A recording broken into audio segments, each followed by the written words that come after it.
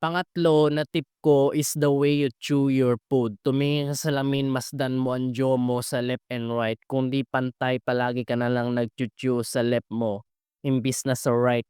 Same in the other way around, nag-chew ka sa right imbis na sa left. Kaya kung tiningnan mo ang ngipin mo hindi pantay kasi nga palaging left ka na lang nag-chew or palaging right ka na lang nag-chew. Ang solusyon ay sanayin mo mag-chew sa hindi mo palaging chinu-chew na pante. Maaaring left yan or right.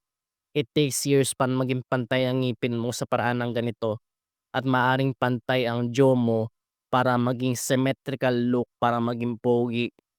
Para magawa mo ito ng mas effective is chew on hard foods tulad ng apple, cucumber na binanggit ko kanina, mani na dingdong, wag mani na binibili sa street food kasi mamantika yon, at chewing gum. Pangapat na importante na mag-toothbrush ka 2 or 3 times a day, umaga, tanghali at gabi. Keep in mind na overbrushing will harm your teeth health.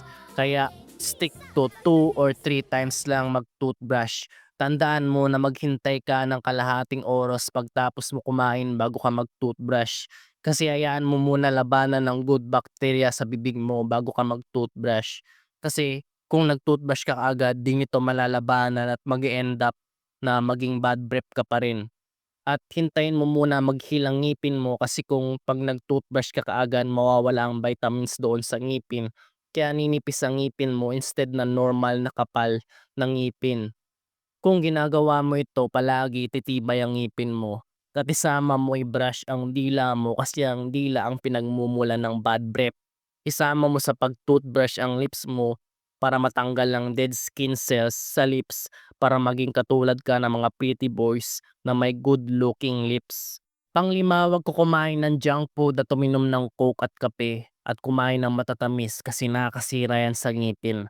Mas maigi na kainin mo ang foods na may high nutrients na ibinigay kong tip na dapat mong kainin sa skin maxing kanina.